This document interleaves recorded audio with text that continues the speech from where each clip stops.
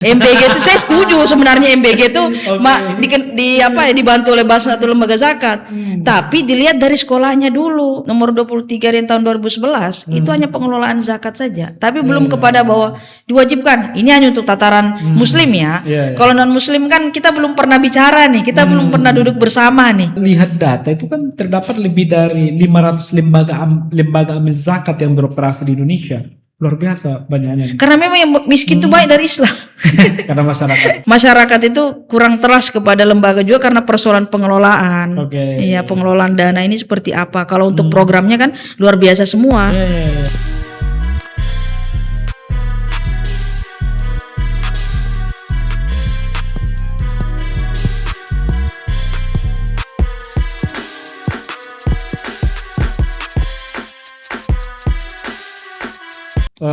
Kira-kira ada nggak penelitian atau survei yang menemukan bahwa dengan keberadaan Basnas, dengan keberadaan dompet duafa, ternyata itu mampu untuk menurunkan berapa persen sih angka kemiskinan di Indonesia?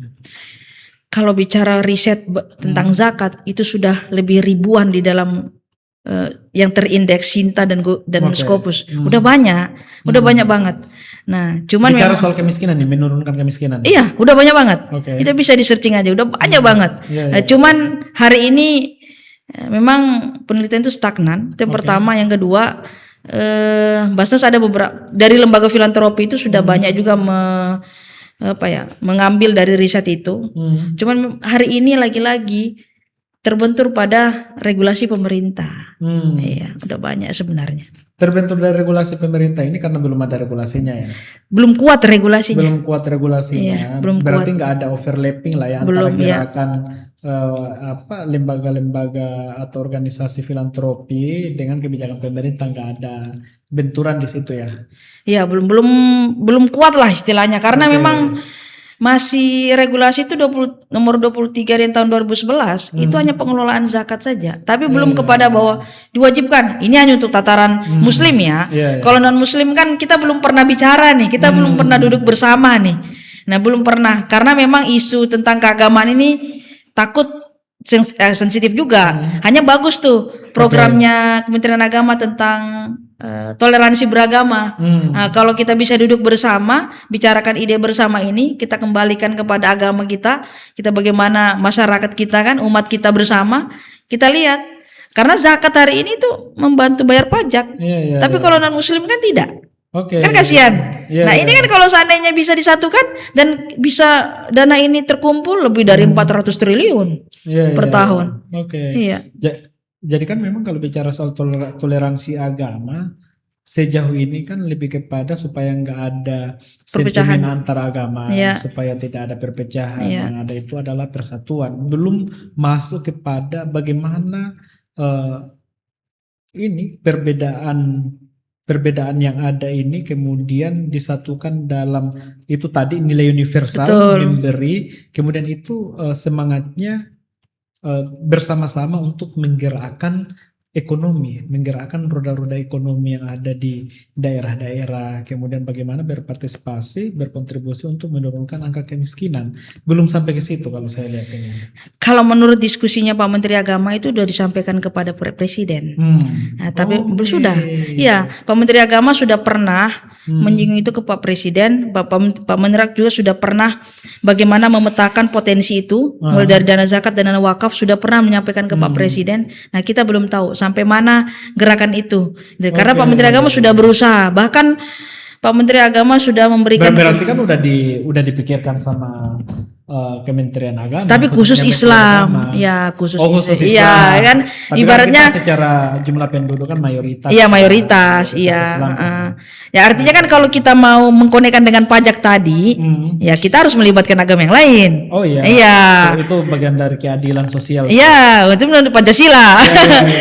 Nah, tapi kalau untuk bilang sejauh mana Pak Menak sudah pernah Oke. menyampaikan ke Pak Presiden bagaimana potensi zakat, bagaimana potensi wakaf. Hanya memang belum pernah ke secara universal keseluruhan itu agama-agama ini. Nah, Sebenarnya seperti itu. Iya kan kita ini kan ini bukan Menteri Agama Islam. Betul, ya Menteri Agama semua. Menteri Agama semua. Iya. Bahkan untuk kedepannya bisa jadi menterinya bukan dari Islam kan? Iya, dan itu memang pasti Iya. terjadi karena bukan Menteri Agama Islam. Dan itu disahkan dalam konstitusi kita kan? Iya, karena memang bukan nation state lagi-lagi. Kita ini lagi state gitu ya, bukan negara Islam. Iya. Oke. Terus ini apa? Ini kan Basnas itu menerapkan prinsip tata kelola 3A. Aman syar'i, aman regulasi, aman NKRI, Iya. serta mengadopsi teknologi AI Iya. dan big data sebagai bagian strategi transformasi digital pengelolaan SIS, Puskas Basnas. Oh iya. Outlook Zakat Indonesia. Iya, dan memang ada Kementerian. datanya Itu gimana tuh. itu? Dia ini apa? Sekarang kita kayak bayar pajak, bayar zakat, itu sudah mulai terus UMKM dikenalkan bagaimana AI-nya. Oke. Sudah mulai ke sana, sudah mulai. Jadi di Puskas Basnas itu kalau nggak salah sekarang dipimpin oleh Pak Mahdum. Saya ini mungkin Pak Mahdum lah. Jadi memang di situ udah mulai masyarakat atau mustahik Iya. itu dikenalkan. Jadi tidak hanya sekedar konsumtif aja untuk terima itu. Sudah mulai. Memang itu prinsipnya Basnas itu. Aman syar'i, regulasi. Itu susah sama regulasi. Iya. Ya berarti kan Basnas sejauh ini mengikuti perkembangan teknologi, Iya. perkembangan zamannya. Karena laporan-laporan kita online. Bahkan saya kan ketua UPZ Gunadarma. Oke. Nah, jadi kalau kita melaporkan online juga. Jadi itu sudah semua sistem, by Oke, sistem. sudah itu. berbasis Sudah digital. ya, Ya? digital. Itu sudah dilakukan oleh Basnas. Oke. Iya. Ya. Kalau ini apa? Ini kan sumber dana Basnas itu kan dari masyarakat ya, masyarakat dari daerah kemudian ke Basnas. Secara mekanismenya, masyarakat langsung ke Basnas dan ada juga dari daerah ke Basnas. Dari Pemda maksudnya. Ya, jadi gini, kalau beda-beda ya. Soalnya kan banyak yang belum paham nih terkait dengan mekanismenya kan. Ya. Jadi begini, kalau Basnas pusat memang ada beberapa lembaga yang memang langsung ditarik. Kalau daerah ya khusus daerah. Iya. Itu dari pemerintah daerah pegawai-pegawainya masuk ke dalam. Tapi yang di Basnas daerah itu hanya melaporkan saja, dia kelola sendiri. Iya. Iya. Dia tidak semua nih Basnas daerah lah ngasih ke Basnas pusat enggak. Mereka hanya melaporkan, di daerah itu kelola sendiri. Nah, kalau seandainya sudah begini artinya kalau di daerah itu kan berhak untuk melakukan apa saja. Iya.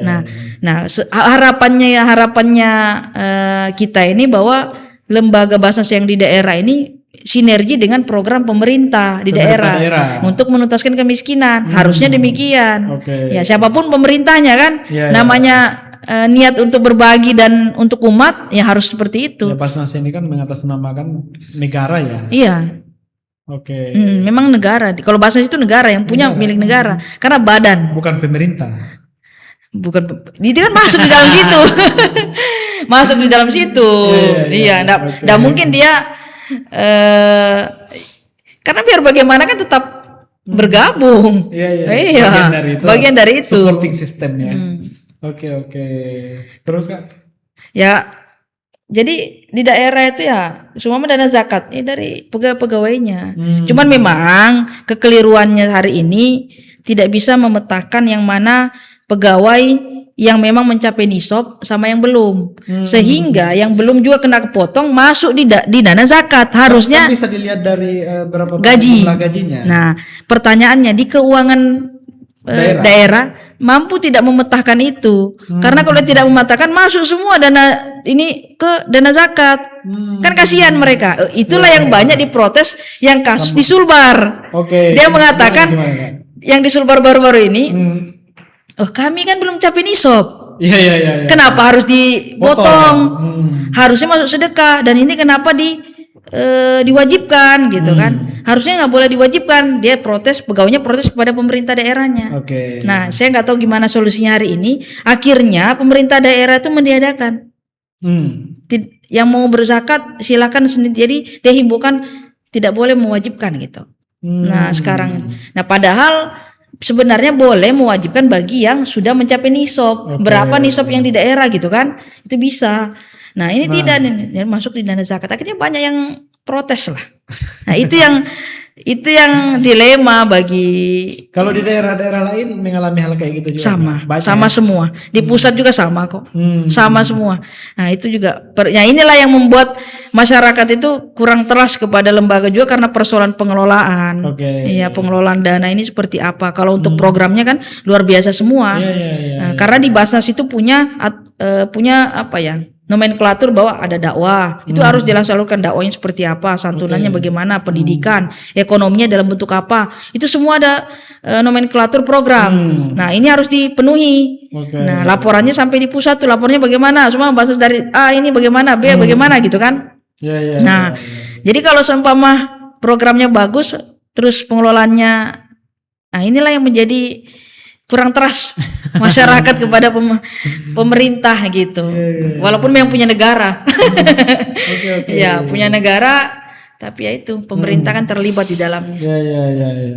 Nah, sama ini Kak, riset tata kelola zakat tingkat desa menekankan bahwa penguatan good Emil governance mencakup perencanaan, pelaksanaan, pengendalian hingga pelaporan menjadi prasyarat optimalisasi zakat produktif sampai ke tingkatan desa.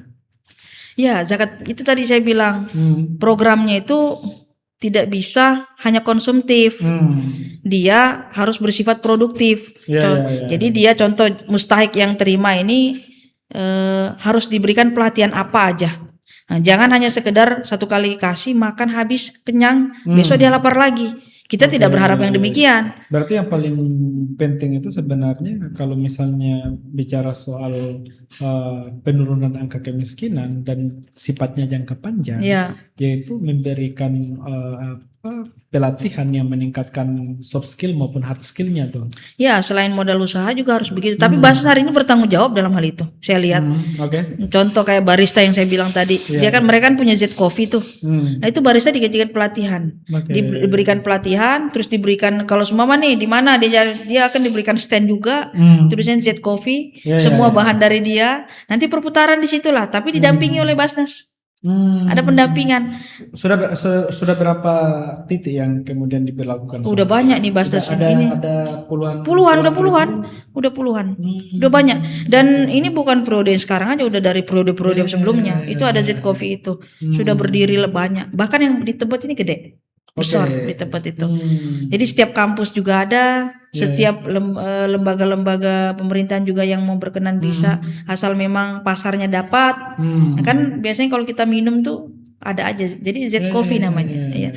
Tapi sampai hari ini tidak hanya itu, ada juga program Basnas kayak bengkel tuh. Saya lupa namanya. Itu diberikan pelatihan juga itu yang bengkel itu. Dan hari ini besar kok. Iya.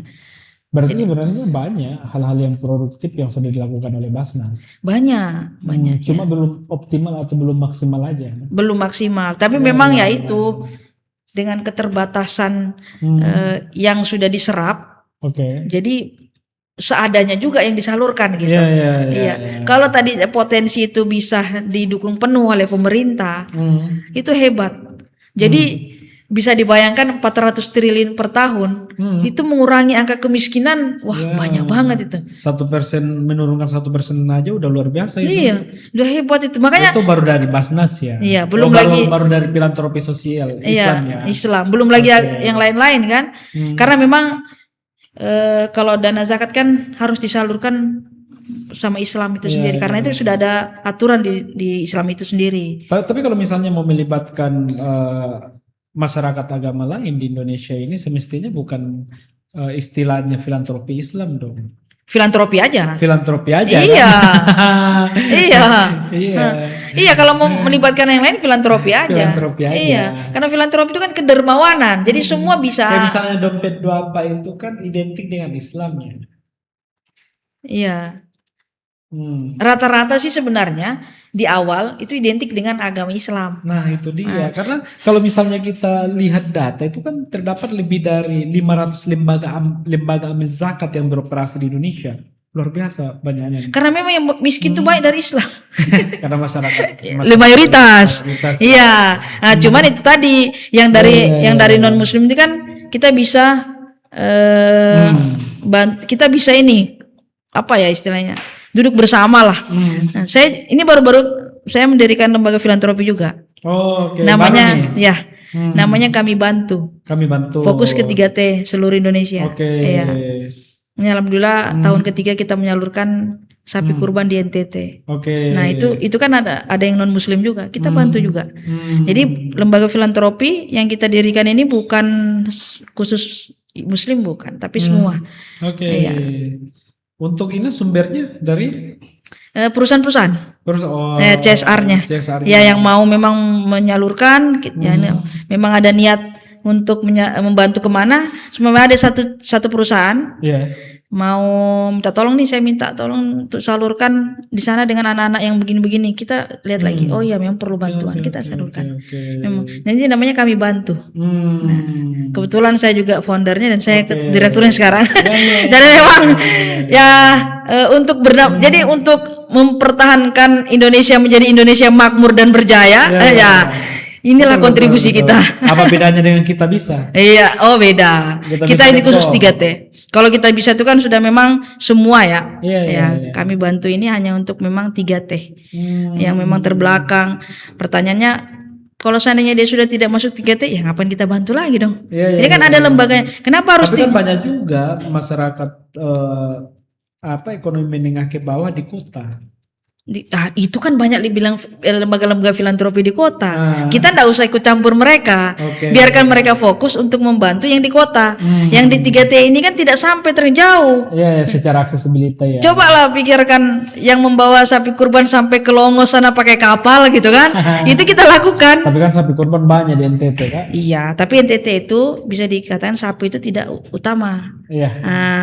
Jadi itulah yang kita bantu yang muslim di sana kemarin. Nah, ada juga minta bantu pada yang masyarakat yang non muslim kita bantu. Tapi bukan pada wilayah sapi kurbannya, tapi wilayah yang memang produktif.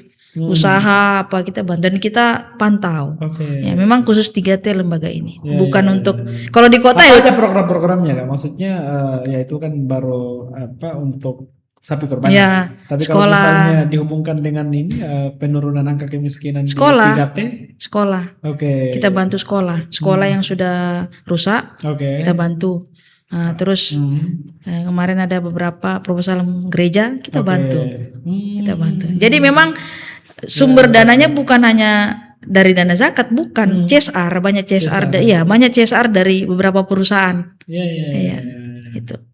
Jadi memang, nah disinilah dari rentetan tadi kita diskusikan, lembaga inilah yang menjadi impian saya bahwa semua agama bisa kita bantu.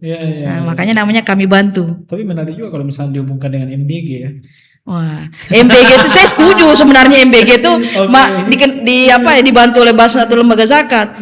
Tapi dilihat dari sekolahnya dulu. Berarti harus di mapping dulu nih. Iya, mana yang jadi prioritas untuk dibantu. Betul, karena contoh. Jadi nggak disamakan semua. Iya, kayak di tempat sekolah. Konsepsi keadilan itu gimana ya? Nah, kayak di tempat sekolah-sekolah, mana mereka makan, mending mereka makan masakan ibunya kan? Itu kan orang kaya semua. Nah, cobalah kalau untuk dana zakat ya, dan untuk dana satu Basnas yang membantu nih. Saya setuju, ada tulisan saya di Republika, saya setuju itu. Nah, cuman dilihat dipetakan dulu mana anak-anak yang bisa dikasih, gitu lah. Atau sekolah mana yang memang betul-betul membutuhkan, atau di daerah deh. Nah, yang betul-betul membutuhkan daerah mana? Di situ yang kita ini kan di daerah belum tersentuh. Yang 3T malah ada beberapa yang kami. Tapi kemarin ada ini yang menjadi prioritas kepemimpinan baru di PGN ini. Soal 3T itu. Ya mudah-mudahan lah. Kita nggak tahu nanti ke depannya seperti. Kita berharapnya demikian. Karena beberapa kita keliling dan kita bertanya sampai nggak MBG belum katanya. Belum. Daerah mana aja tuh kalau di 3T ini? Yang kemarin sempat kami sisir tuh ya ada beberapa di Bima. Terus yang kedua di NTT kami sempat lihat dan di lapangan sempat nanya-nanya yang memang sekolahnya itu sekolah negeri hancurnya luar biasa, itu kan sedih juga kita. Ini pemerintah mana gitu kan. Nah terus nanya MBG belum ada sampai, gimana caranya mau sampai MBG kan transportasi kali ya. Iya, iya, iya. Nah, dari itu naik kapal aja 3 jam ke 2 sampai 3 jam. Tapi saya pikir namanya membantu tidak melihat dari sisi materialistiknya. Iya, iya. Nah, bantu ya membantu saja, jangan mengukur hal-hal yang ini kan. Kalau saya namanya mementaskan kemiskinan diupayakan, semua sudah diukur. Tapi sebenarnya ini itu kan ada wacana dari BGN kalau untuk dana MBG sumbernya ya dari CSR, dari bantuan masyarakat yang ini sebenarnya itu bisa dihubungkan dengan filantropi sosial. Itu sudah gitu ya. filantropi. Jadi CSR itu kan masuk dalam filantropi, Iya, dalam maksudnya kan ini dihubungkan dengan BGN gitu loh. Jadi memang salah satu yang perlu untuk diajak kerjasama sama BGN ini adalah lembaga-lembaga filantropi ini. Iya. Dan di situ lebih bisa lembaga filantropi ini kan harusnya bukan orientasi bisnis oriented. Iya, ya. bukan. Memang Kalau mitra-mitra ini kan udah orientasi bisnis oriented ya. betul. Nah, itu dia. Iya kan? Iya. Niat awalnya niat presiden ini baik sekali. Baik betul. Oh iya, Makanya baik kita harus sekali. dukung Iya, gitu. sebenarnya saya juga setuju sebenarnya. Cuman tata kelola di bawah pada saat mereka mau kelola MBG ini mendirikan yayasan, yayasan ini kan tidak masuk dalam perhitungan pajak ketika laporan. Iya, iya, iya. Nah, sehingga itulah yang dimanfaatkan mereka tidak diinikan pajak, tapi mereka pengelolanya kurang baik. Nah, inilah yang menjatuhkan ya para pengelola yang di atas. Sekarang bermain juga, sebenarnya bagus sekali. Nah, apalagi kalau lembaga-lembaga filantropi dilibatin, CSR perusahaan, apa tidak menuntaskan kemiskinan negara ini? Iya. Jadi semuanya berpartisipasi. Iya, berpartisipasi. Bukan hanya alokasi APBN dari negara. Betul. Ini kan Sumbernya bisa dari CSR, sumbernya bisa dari masyarakat melalui lembaga filantropi. Betul. Misalnya. Nah, lembaga filantropi kan setuju aja sebenarnya ini. Karena ketika ini lembaga filantropi ini kan bicara soal amal ya. Iya, kemanusiaan. Kemanusiaan. Ya, dan sama konektif dengan program MBG ini. Jadi bukan soal bisnis ya lembaga filantropi ini ya. Jadi memang kebermanfaatan. Apa tidak bahagia ketika lihat orang susah terus dia tersenyum? Iya kan? Bahagialah kita. Oke, Dia itu salah senyum. satu nikmat kehidupan. Kehidupan iya, pahala dan jariahnya panjang. Ketika dia dikasih makan dengan hasil begitu yang betul-betul tepat sasaran, ya kan? Dia pulang dengan bahagia kan? Tidak diecek-ecek, tidak ejek-ejek soal MBG ini sampai besar dia sekolah. Nah, itu kan bahagia sekali. Iya. Jadi memang banyak program pemerintah yang belum terkonek aja sebenarnya ini. Iya. Karena betul, karena ya oke lah MBG, kemudian ada juga sekolah rakyat. ya. Jadi 3 elemen kegiatannya presiden ini bagus sebenarnya. Apa aja itu? MBG, sekolah rakyat, Kopdes. Iya. Cuma persoalannya ada di tata kelola. Iya. Okay. Sebenarnya bagus. Saya setuju. Saya bisa bayangkan bagaimana tarik-tarikan benangnya itu ketika ini dimanfaatkan dengan cara baik gitu, tepat sasaran. Bagus sekali. Ini mulia sekali sebenarnya hatinya Pak Prabowo ini. Cuman yang agak kurang mulia ini di bawahnya. Operator dan eksekutor. Ya, ini agak berat nih. Iya, agak berat. Dan ini memang perlu pengawasan langsung dan harus banyak yang di-cut yang kepentingannya kurang baik karena memang khusus MBG itu memang permainan di bawah itu sangat kacau balau ya dan mengerikan. Iya. Memang mengerikannya itu gimana? Ya kelihatan miskin semakin miskin, kaya semakin kaya.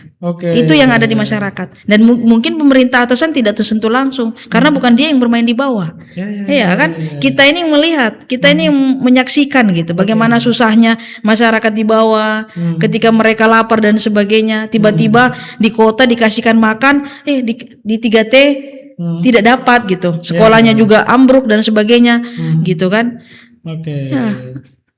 Ya, luar biasa tantangannya. Iya, sangat. Filantropi ini bisa menyelesaikan semua persoalan pusingnya pemerintah sebenarnya. Iya, bisa menyelesaikan sebuah persoalan. Dompet apa masih belum cukup lah ya. Oh, itu hanya satu. Hanya satu. Banyak lah dibentuk, kita duduk bersama lah. Iya. Tapi ngomong-ngomong, pernah nggak pemerintah memanggil lembaga-lembaga filantropi ini supaya bisa berkolaborasi, bekerja sama? Kalau memanggil mungkin pernah ya secara tertutup. Kalau di daerah-daerah kan biasanya itu lembaga filantropi sama Pemda ya. Iya.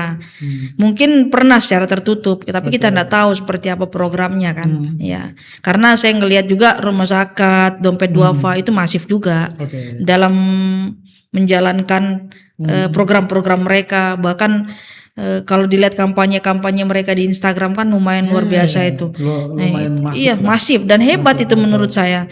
Cuman memang sampai sejauh ini apakah stagnan begitu? Bahkan setiap lembaga filantropi itu memikirkan loh dirinya supaya mereka tidak stagnan berjalan gitu, tetap bermanfaat kepada orang.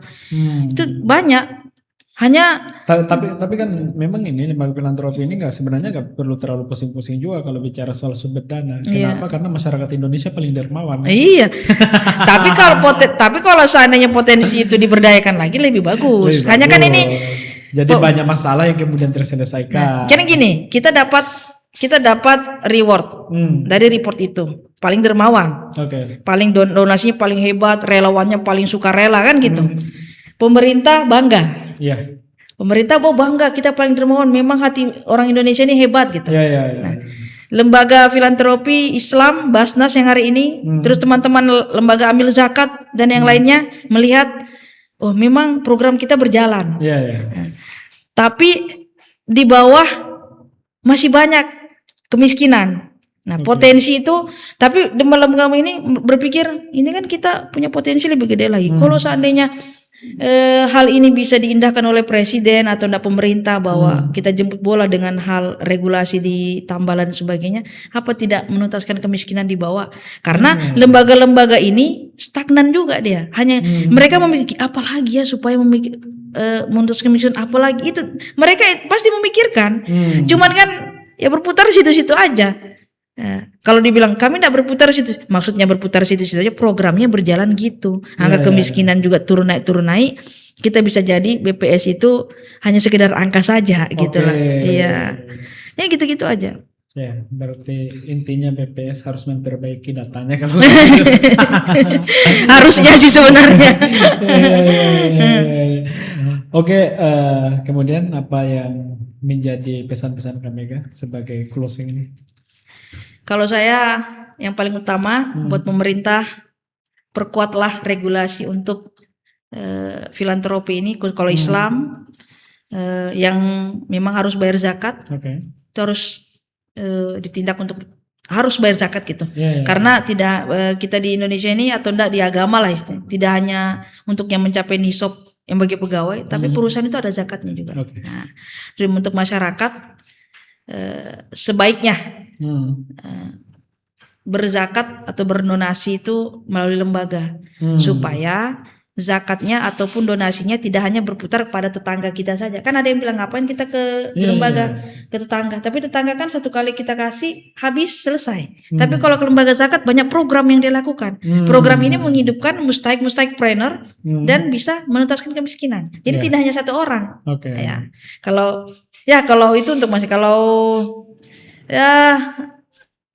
cukup sih pemerintah, masyarakat. Dan kalau untuk lembaga filantropi nih khususnya harapannya ya kalau bisa laporannya transparansi, akuntabel dan programnya lebih masif lagi. Dan Basnas ya itu lembaga filantropi. Ya, dan semualah kita berharap karena ini kan banyak di Indonesia. Iya, ada 500-an tuh. Iya, 500 lembaga filantropi memang di Indonesia. Dan yang hari ini lebih banyak berperan memang Basnas. Nah, mudah-mudahan transparan, akuntabel, tata kelola yang lebih baik lagi. Dan berkolaborasi dengan filantropi lainnya. Iya, dan berharap mudah-mudahan Pak Menteri Agama mau mendudukkan kita untuk bicarakan ini. Iya, itu. Ya itu Pak Menteri Agama. Oke, terima kasih banyak Kak atas waktu siap luangnya untuk memberikan insight. Mudah-mudahan ini bermanfaat untuk mempengaruhi kebijakan pemerintah. Ya, mudah-mudahan. Dalam rangka mengentaskan kemiskinan yang menjadi salah satu masalah utama di negeri. Iya. Oke, terima kasih banyak. Sehat selalu Kak. Amin. Makasih banyak. Oke.